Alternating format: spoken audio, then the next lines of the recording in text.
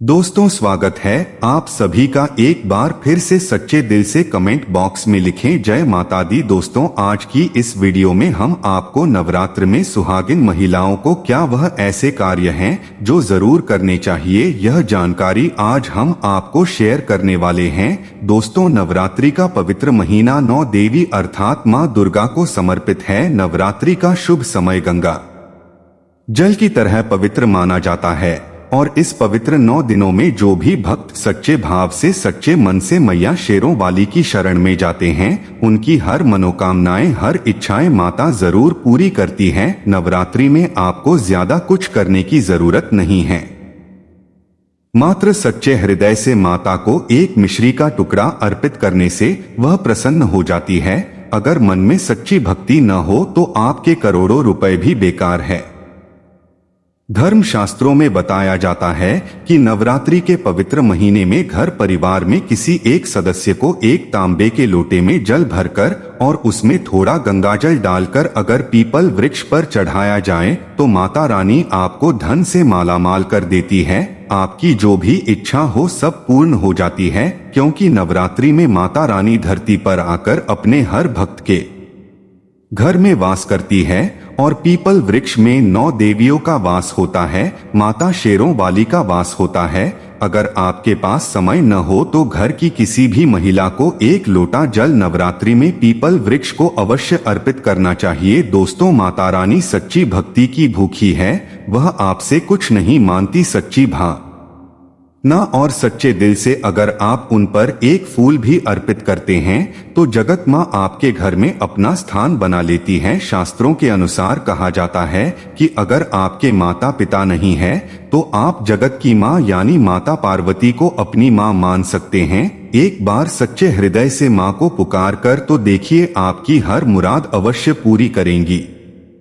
माता रानी दौड़ी चली जाएंगी, क्योंकि माता शेरों वाली जगत माँ है।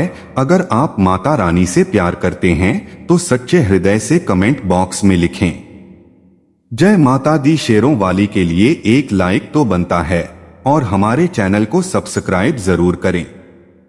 दोस्तों सुहागिन महिलाओं के लिए नवरात्रि का त्योहार बहुत ही ज्यादा खास होता है। नवरात्रि में मां दुर्गा की उपासना से आपके जीवन में सुख सौभाग्य बना रहता है, पति की उन्नति तरह की उनकी आयु दीर्घायु होती है, संतान सुख की प्राप्ति होती है और घर में सुख समृद्धि बनी रहती है। नवरात्रि में सभी भगवान माता रानी की शरण में रहते हैं और माता पार्वती का दूसरा रूप है माँ दुर्गा। लेकिन सुहागिन महिलाओं के लिए कुछ ऐसे कार्य हैं जो पति की उन्नति तरक्की के लिए उन्हें जरूर करने चाहिए। आज हम आपको एक एक करके उपाय बताने वाले हैं। संपूर्ण जानकारी के लिए वीडियो को अंत तक जरूर देखिएगा। सबसे पहले नवरात्र में सुहागिन महिलाओं को क्या करना चाहिए, आइए जानते हैं। दोस्तों नवरात्र में माँ दुर्गा की पूजा आराधना के साथ साथ भगवान शिव और माता पार्वती की पूजा भी आपको हर रोज करनी चाहिए, वो भी पूरे 9 दिनों तक। आप कोई व्रत करें या ना करें, लेकिन हर रोज माता पार्वती को अगर नवरात्रि में आप सिंदूर और एक लाल फूल भी अगर अर्पित कर देते हैं तो आपके सुहाग की माता हमेशा रक्षा करती है। किसी भी प्रकार की अगर पति को स्वास्थ्य संबंधी समस्या है तो आपको यह कार्य तो जरूर ही करना चाहिए। माता को एक लाल फूल अर्पित करें, रोजाना गुड़हल का फूल हो तो बहुत ही अच्छा रहेगा, और लाल सिंदूर रोज माता को अर्पित करें और फिर अपनी मांग में भी जरूर भरें। यह कार्य आपको करना ही करना चाहिए और यह उपाय सभी के लिए है। दोस्तों आप जानते हैं दूसरा कार्य नवरात्रि के दिनों में सभी सुहागिन महिलाओं को यह जरूर करना चाहिए। देखिए दोस्तों यह नवरात्रि का पर्व है, चारों ओर खुशियां ही खुशियां होती है, हरियाली ही हरियाली होती है, हर तरफ माता रानी के जागरण होते हैं। इस समय हर कोई भगवा रंग धारण करता है तथा लाल रंग के कपड़े धारण करता है, यानी साफ साफ कहा जाए तो इस त्योहार को भक्ति और पावन का पवित्र दिन भी कहा जाता है। और ऐसे में लाल रंग का नवरात्र के दिनों में बहुत विशेष महत्व हो जाता है। ऐसे में नवरात्र के दिनों में सुहागिन महिलाओं को लाल हरी चूड़ियां और हरे रंग के कपड़े तथा लाल रंग के कपड़े जरूर पहनने चाहिए। ऐसा करने से आपसे माता पार्वती भोलेनाथ बहुत प्रसन्न होते हैं और उन्हें सदा सौभाग्यवती रहने का आशीर्वाद देते हैं, उनके पति को दीर्घायु रहने का आशीर्वाद देते हैं। दोस्तों, इसीलिए आपको नवरात्रि के शुभ अवसर पर हरे और लाल रंग का उपयोग जरूर करना चाहिए। चूड़ियों में करें, कपड़ों में करें, पर लाल और हरे रंग का इस्तेमाल जरूर करें। ऐसे में आप भगवा रंग भी पहन सकते हैं। लाल, पीला, हरा, गुलाबी तथा लाल रंग बहुत ही शुभ और पवित्र माना जाता है। इससे माता पार्वती अति प्रसन्न हो जाती है। लेकिन याद रहे, नवरात्र के पवित्र दिनों में काला वस्त्र तथा सफेद रंग का कपड़ा सुहागिन महिलाओं को नहीं पहनना चाहिए। सुहागिन महिलाओं के लिए यह रंग अशुभ माने जाते हैं। दोस्तों, तीसरा कार्य, नवरात्रि में किसी भी सुहागिन महिला का गला खाली नहीं रहना चाहिए। खासतौर पर हर सुहागिन महिलाओं को नवरात्रि में मंगलसूत्र जरूर धारण करना चाहिए। यदि आपके पास अगर मंगलसूत्र उपलब्ध नहीं है तो आप काले मोतियों की चयन भी पहन सकते हैं। लेकिन नवरात्रि शुभ अवसर पर सुहागिन महिला का गला बिल्कुल भी खाली नहीं होना चाहिए। और अगर मंगलसूत्र है तो आपको मंगलसूत्र ही पहन लेना चाहिए। खास बात का ध्यान रखें कि मंगलसूत्र कहीं से भी टूटा गला ना हो। किसी भी प्रकार से अगर मंगलसूत्र में कोई दिक्कत है तो आप उसे फिर से अच्छे से तैयार करवा लें। और इसके बाद उस नवरात्रि में पूरे 9 दिनों तक कम से कम आपको जरूर धारण करके रखना चाहिए। दोस्तों, चौथा कार्य, नवरात्रि में भूल कर भी किसी भी सुहागिन महिला को काले रंग के कपड़े नहीं पहनना चाहिए। इस बात का ध्यान आपको खास तौर पर रखना चाहिए। देखिए, हम हर रंग के कपड़े पहनते हैं था लाल रंग के कपड़े पहनते हैं और पहनने भी चाहिए, इसमें कोई दिक्कत भी नहीं होती। लेकिन नवरात्र के शुभ अवसर पर आप काले रंग के कपड़े न पहने। आप अन्य किसी भी रंग के पहने, लेकिन काले रंग के कपड़े तथा एकदम सफेद कपड़े खासतौर पर नवरात्रि से दूरी बना ले। दोस्तों, पांचवा कार्य, नवरात्रि में सभी विवाहित महिलाओं को, सभी सुहागिन महिलाओं को इस बात का ध्यान जरूर रखना चाहिए कि उनकी मांग हमेशा भरी रहे। नवरात्रि में सुहागिनों को अपनी मांग कभी खाली नहीं रखना चाहिए। जो भी सिंदूर आप लगाते हैं, कोशिश तो यह करनी चाहिए कि जो आपके सुहाग का सिंदूरी का सिंदूर है, नवरात्रि में आप थोड़ा वह भी लगाएं। अगर आपको पीला सिंदूर नहीं लगा सकते हैं तो आप कोई भी लाल सिंदूर अवश्य लगाएं। अगर आप ऑफिस जाते हैं तो ऐसे में जो भी सिंदूर लगाते हैं वह जरूर लगाएं। नवरात्रि में अपनी मांग कभी भी खाली न रखें, ऐसा करना अशुभ होता है, तो आप इस बात का भी जरूर ध्यान रखिएगा। नवरात्रि में सिंदूर खरीदना, सिंदूर बांटना भी बहुत ही शुभ कार्य होता है, तो आप ऐसा भी कर सकते हैं। सिंदूर से जुड़ा हुआ यह कार्य पति पत्नी के जीवन में प्रेम को बढ़ाता है, सुख समृद्धि की प्राप्ति होती है, घर में ग्रह क्लेश नहीं होता। नवरात्रि में सिंदूर बांटने से माता रानी प्रसन्न होती है और आपको धन धान्य से मालामाल कर दे देती है। इससे आपका सुहाग और तरक्की करता है। दोस्तों, छठी बार नवरात्र में सुहागिन महिलाओं के लिए वैसे तो 16 श्रृंगार बहुत ज्यादा शुभकारी होता है, जो कि करना भी चाहिए हर महिला को खास मौकों पर। लेकिन अगर पूरे मास में नहीं कर सकते हैं तो ऐसे में नवरात्रि के दिनों में, जैसे हमने बताया, मंगलसूत्र, सिंदूर, इनका ध्यान रखें और वस्त्रों के रंगों का भी ध्यान रखें। जो भी आप कपड़े पहनते हैं तो काले रंग के ना पहने। उसी प्रकार से आप अपने पैरों में बिछिया और पायल आपको नवरात्र में जरूर पहनना चाहिए। देखिए, घरों में जब महिलाएं पायल पहनती हैं तो बहुत ही शुभता आती है। पायल में जो घुंघरू होते हैं तो उसकी आवाज से माता लक्ष्मी प्रसन्न होती है, माता पार्वती प्रसन्न होती है और स्वयं आपके घर बढ़ाती है, आपके पति को आशीर्वाद देती है। तो ऐसा नवरात्रि में आपको जरूर करना चाहिए। आपके ऐसा करने से धन धान्य की कमी नहीं होती है। तो ऐसे में खासकर अपने पैरों में बिछुआ और पायल जरूर पहनकर रखें। दोस्तों, 7वां कार्य, नवरात्र के शुभ अवसर पर सुहाग। जैसा कि हमने बताया कि सुहाग की सामग्री को खरीदना बहुत ही शुभ कार्य होता है।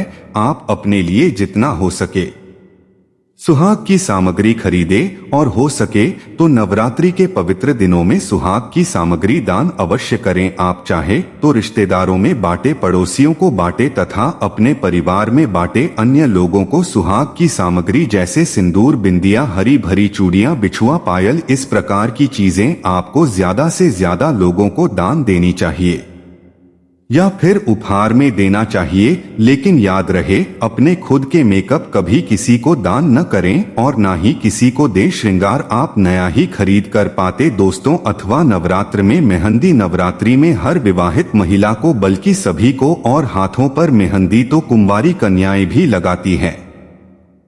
आपको बता दें, हाथों पर मेहंदी किसी भी महिला को जरूर राजवानी चाहिए।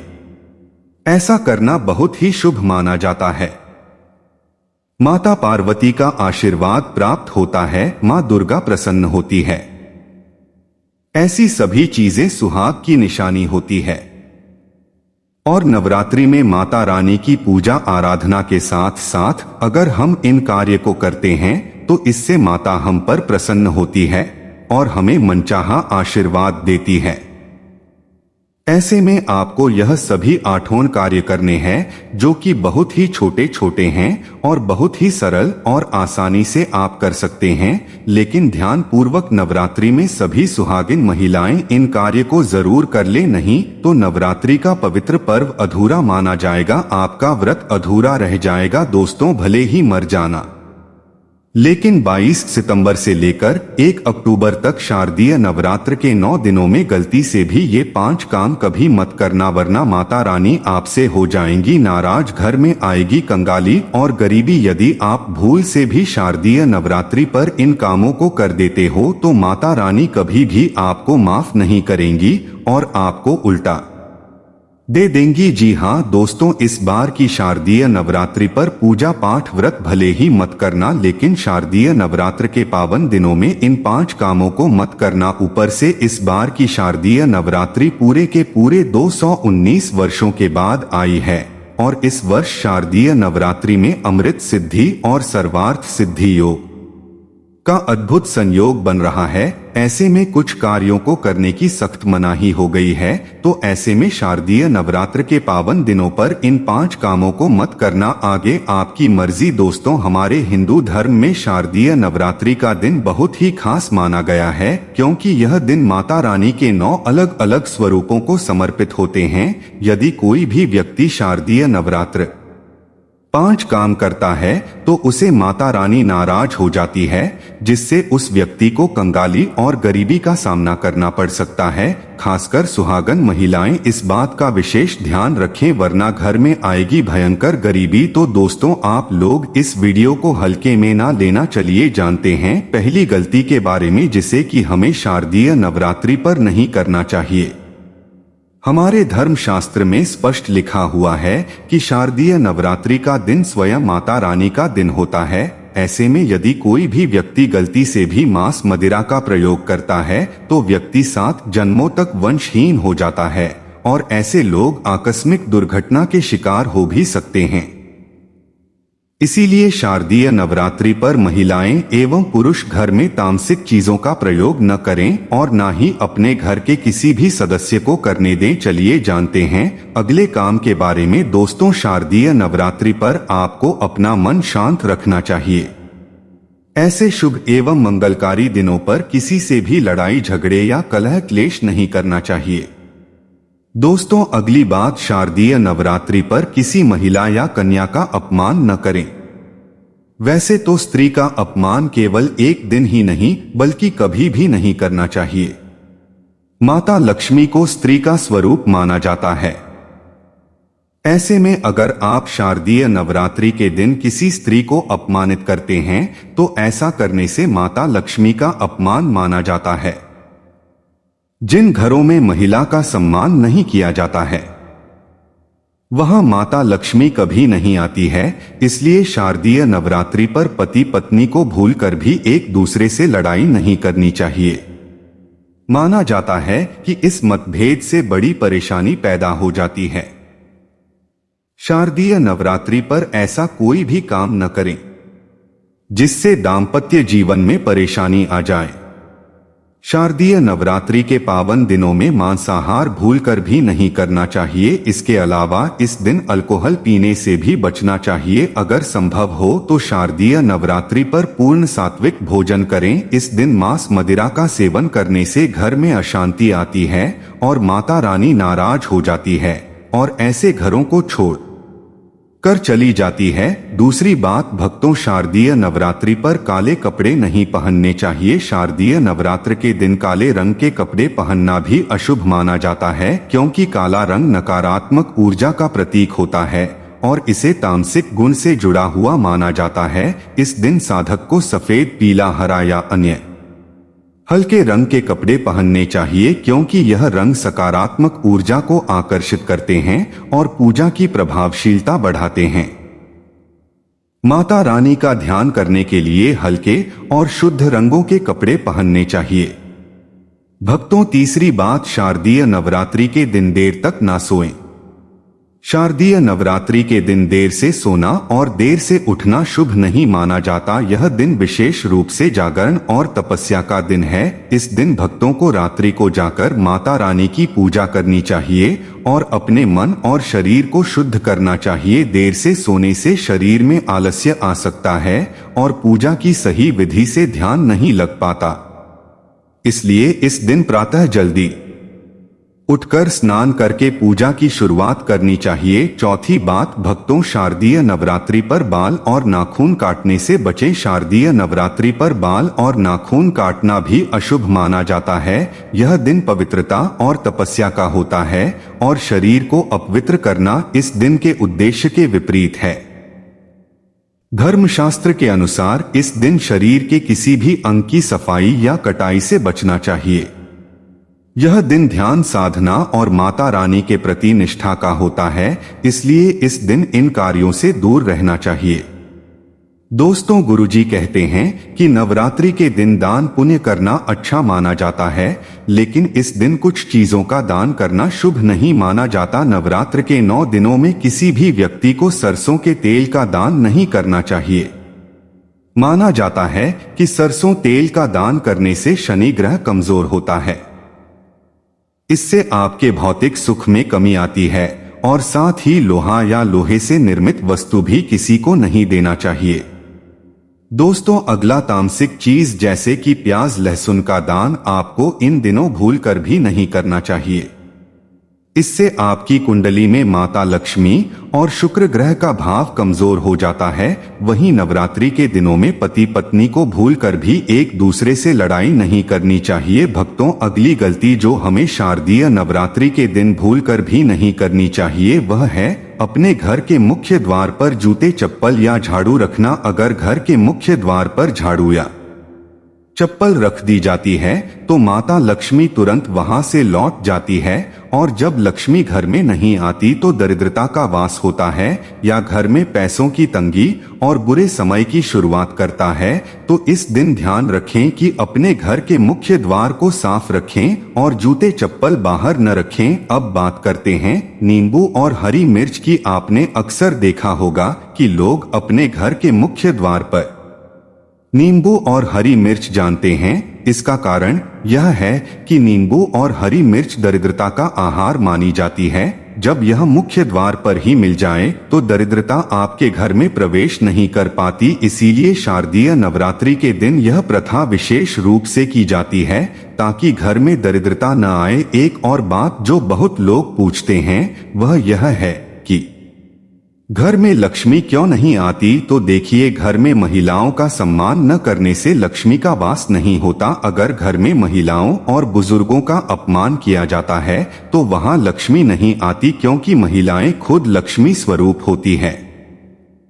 इसलिए शारदीय नवरात्रि के दिन और हमेशा महिलाओं का सम्मान करें। इसके साथ ही घर में कभी भी खंडित मूर्तियों की पूजा नहीं करनी चाहिए। बहुत लोग अपने मोह के कारण टूटी फूटी मूर्तियों की पूजा करते रहते हैं, लेकिन शास्त्रों के अनुसार जहां खंडित मूर्तियां होती है वहां देवी देवता का वास नहीं होता। तो अगर घर में किसी भगवान की मूर्ति टूट गई हो या फोटो फट गई हो तो उसे मिट्टी में दबा दें या नदी में प्रवाहित कर दें। शारदीय नवरात्र के दौरान शादीशुदा महिलाओं को या किसी भी महिला को एकदम सफेद रंग के कपड़े पहनकर पूजा पाठ नहीं करना चाहिए। साथ ही साथ एकदम काले रंग के कपड़े भी नहीं पहनना चाहिए। इससे पूजा व्रत आदि खंडित हो जाती है, क्योंकि रंग को शोक का प्रतीक माना गया है। भक्तों, माता की चौकी जब आप लगाएं तो उसके नीचे कागज नहीं लगाना चाहिए। माता की चौकी हमेशा लाल कपड़ा बिछाकर ही बनाना चाहिए। हमेशा याद रहे, नवरात्रों के इन 9 दिनों तक व्रतधारी को अपना आसन चौकी के आगे ही लगाना चाहिए। और यदि आपने नवरात्रि में माता की चौकी स्थापित की है और जवारे बोए हैं तो उसे नवरात्रों के दौरान अकेला नहीं छोड़ना चाहिए। ऐसा करना बहुत ही अशुभ माना जाता है। इससे दुर्गा माता नाराज हो जाती है और हमेशा के लिए चली जाती है। भक्तों, अब बात करते हैं दुर्गा माँ को नवरात्र में कौन सी चीजें चढ़ाना चाहिए और कौन सी चीजें भूल कर भी नहीं चढ़ाना चाहिए। भक्तों, भूल कर भी दुर्गा माँ को यह चीज कभी अर्पित मत करना, नहीं तो सारी जिंदगी बर्बाद रहोगे। जिंदगी भर रोने के अलावा कुछ नहीं मिलेगा। भक्तों, नंबर 1, नारियल। हिंदू धर्म में नारियल को सुख, समृद्धि, धन, श्रद्धा और सम्मान का सूचक माना जाता है। नारियल को श्रीफल भी कहा जाता है। नारियल का हर मांगलिक कार्य में विशेष महत्व होता है। भक्तों, जैसे कि हम सभी जानते हैं कि दुर्गा माँ के कई मंदिरों में नारियल से बलि भी दी जाती है और दुर्गा माँ के पूजन में नारियल का इस्तेमाल हम सभी करते हैं। खासकर कलश की स्थापना नारियल रखकर ही की जाती है। दुर्गा माँ के पूजन में हम नारियल इस्तेमाल करते समय कुछ गलतियां कर बैठते हैं। नारियल कई प्रकार के होते हैं, एक हरा, दूसरा सूखा, जिसके अंदर पानी होता है। जिस नारियल के अंदर पानी होता है, माँ रानी के पूजन में सदैव पानी वाला और जटा वाला नारियल ही अर्पित करें। कलश स्थापना में साबुत नारियल होना चाहिए। नारियल चटका हुआ या टूटा हुआ नहीं होना चाहिए, क्योंकि साबुत नारियल ही पूर्ण और पवित्रता का प्रतीक होता है। साबुत नारियल ही सुख, समृद्धि का प्रतीक होता है। साबुत नारियल को श्रीफल यानी कि माँ लक्ष्मी का फल कहा जाता है। शारदीय नवरात्र में दुर्गा माँ के कलश की स्थापना करते समय जटा वाला और पानी वाला नारियल ही कलश पर स्थापित करना चाहिए। साथ ही यह ध्यान रखना चाहिए कि नारियल को सदैव कलश के नीचे लेटा कर रखना चाहिए। घट स्थापना यानी कलश स्थापना करते समय कभी भी नारियल को खड़ा करके ही रखा जाता, नारियल को सदैव लेटाकर ही कलश के ऊपर रखा जाता है। साथ ही नारियल को स्थापित करने से पहले आप नारियल को लाल कपड़े में लपेटकर आप नारियल को कलश के ऊपर स्थापित करें। शास्त्रों के अनुसार कलश के ऊपर जब सही तरीके से नारियल रखा जाता है और सही प्रकार का नारियल रखा जाता है, तभी ही व्रत और पूजन का पूर्ण फल प्राप्त होता है। यह भी ध्यान रहे कि महिलाएं दुर्गा माँ को नारियल अर्पित कर सकती है, लेकिन कभी भी दुर्गा माँ के सामने नारियल को भूलकर भी न तोड़े, क्योंकि नारियल बीज रूप होता है, यानी कि नारियल में बीज होता है और स्त्रियां बीज रूप से ही शिशु को जन्म देती है। इसीलिए कभी भी महिलाओं को नारियल नहीं तो होना चाहिए। भक्तों, नंबर 2, लौंग। हम सभी दुर्गा माँ की पूजा में इस्तेमाल करते हैं, लेकिन लौंग का इस्तेमाल करते समय एक बहुत बड़ी गलती कर बैठते हैं। हमेशा ध्यान रखना चाहिए कि दुर्गा माँ को सदैव लौंग के साथ इलायची भी अर्पित करना चाहिए। लौंग के साथ ही चढ़ाने से दुर्गा माँ काफी प्रसन्न होती है। नंबर 3, तुलसी के पत्ते। शारदीय नवरात्रों में दुर्गा माँ को तुलसी के पत्ते अर्पित नहीं करने चाहिए। माँ दुर्गा की पूजन में तुलसी पत्र का इस्तेमाल करना वर्जित माना जाता है। तुलसी पत्र के अलावा दूर्वा भी दुर्गा माँ को अर्पित नहीं करना चाहिए। नवरात्रि में आप भगवान गणेश को दूर्वा अर्पित कर सकते हैं। आप भगवान विष्णु जी को तुलसी के पत्ते अवश्य अर्पित कर सकते हैं, लेकिन दुर्गा माँ को भूलकर भी तुलसी के पत्ते या दूर्वा अर्पित ना करें।